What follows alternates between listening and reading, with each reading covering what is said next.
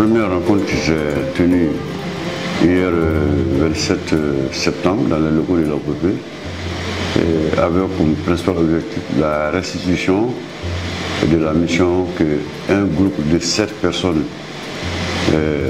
du Mali a participé à un atelier sur-régional au Bénin du 12 au 18 août 2018.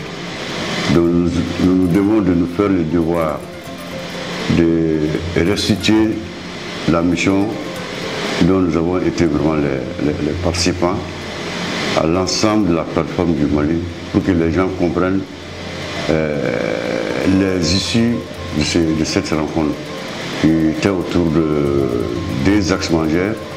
Un premier axe qui était la restitution, sinon la validation des rapports d'évaluation qui ont eu lieu en fin 2017 et début 2018.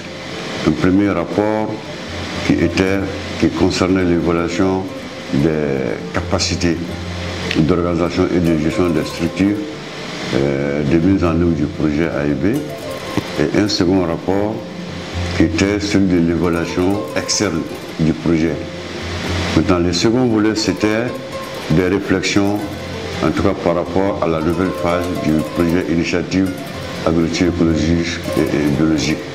Et ce projet pilote prend fin en décembre 2018 et il était aussi une émanation, une initiative des chefs d'État de l'Afrique en Éthiopie, à Addis Abeba, et la mise en œuvre au Mali a commencé en 2014.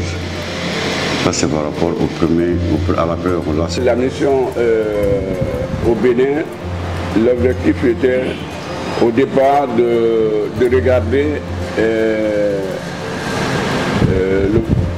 l'évaluation au niveau organisationnel qui avait été partagée par tout le monde. Et après, la deuxième étape était l'évaluation du programme lui-même, du programme pilote. Et la troisième étape avait été sur le nouveau programme qui doit démarrer, quels sont les axes sur lesquels on s'entend pour pouvoir partager.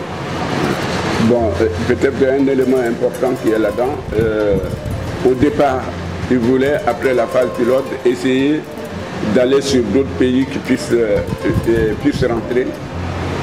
Mais à l'état actuel, dans l'immédiat, ça va être le Rwanda qui va intégrer le groupe dans l'immédiat.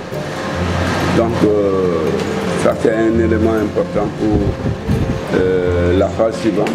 Maintenant les autres processus, dans le contenu du document, vous allez voir, on va en débattre.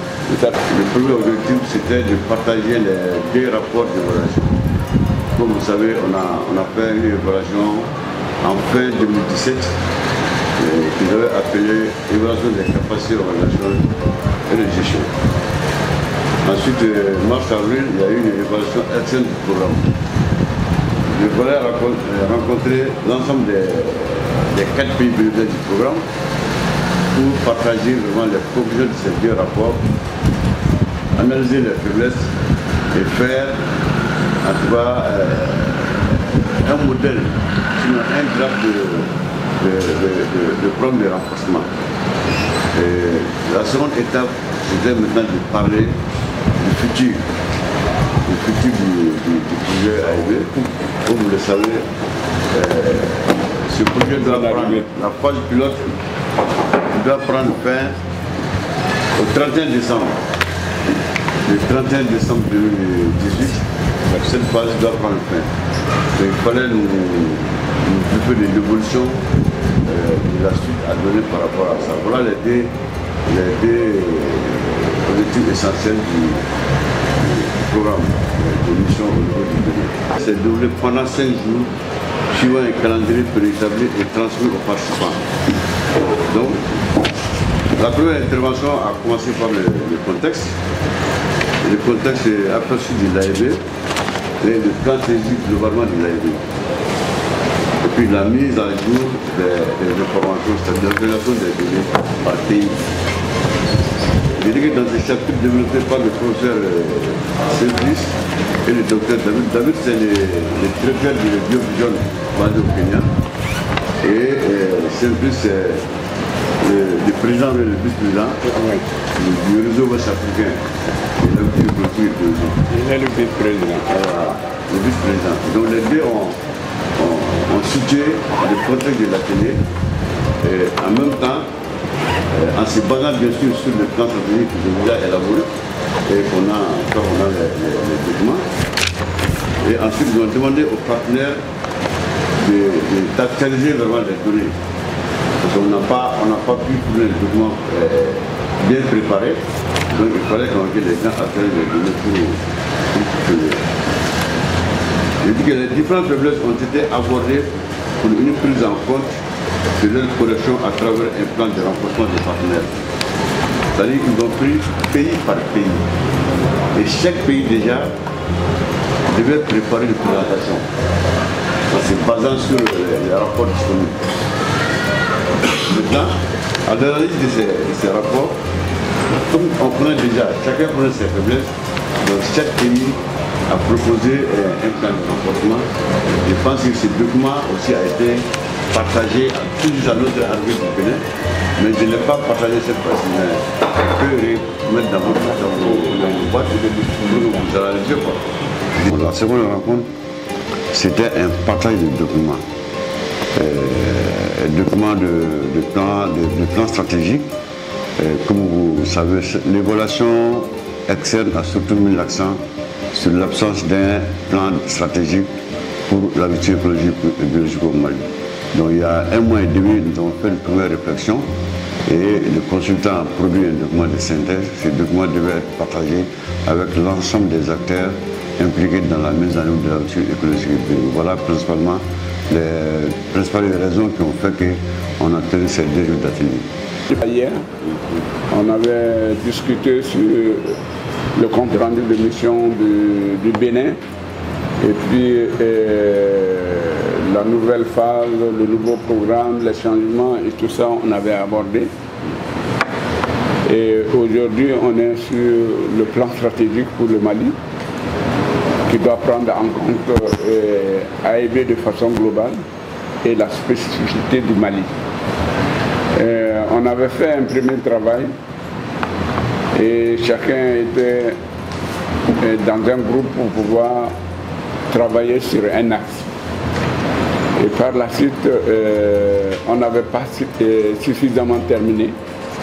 On avait dit que le consultant allait regarder et après on allait apporter des éléments. Et c'est ce qu'on a fait. On revient encore vers vous pour que vous puissiez nous donner vos réactions, parce qu'un plan stratégique est un processus. Et ce processus, on l'a entamé, c'était le canevas. On a mis des éléments dans le canevas et maintenant on a commencé à rédiger. Et on doit prendre en compte les observations pour pouvoir aller sur le processus. Maintenant, je vais donner la parole à Issa, qui a eu pas mal d'éléments, il va vous expliquer. Et après, vous allez venir avec vos observations et vos questionnements qui nous permettent d'améliorer. Parce que c'est un truc qui est fait pour tous les acteurs du Mali, et pour que ça soit partagé dans la vision. Un peu plus d'1 mois, on a réfléchi sur le processus d'élaboration du plan stratégique. Parce que l'une des recommandations de l'évaluation externe, même des missions, a été que le Mali n'a pas de plan stratégique à vie écologique et biologique. Donc il nous conseille de travailler dans ce sens, parce que ça nous permet de ne pas évoluer vraiment de façon un peu anarchique. Donc cette réflexion, on l'avait commencé depuis l'intérieur, avec l'accompagnement de M. Gouta. Mais cette année, on est rentré dans le vif du sujet et on voudrait avoir un document courant 2018 pour pouvoir démarrer la nouvelle phase avec ce document. Donc on a fait des réflexions ici. Et je pense que beaucoup d'entre vous étaient là. comme Tangar l'a dit, dans les différents drafts de travail que nous on avait fait préliminairement et qu'on avait soumis aussi à votre appréciation assorti d'amendements. Ce document a été en tout cas peaufiné par les consultants et ils nous ont transmis. Donc nous on s'est dit qu'il est de bonne guerre qu'on se réunisse pour vraiment partager ce document et ensemble voir la suite du processus. Donc, je crois que c'est l'objectif essentiel de cette rencontre.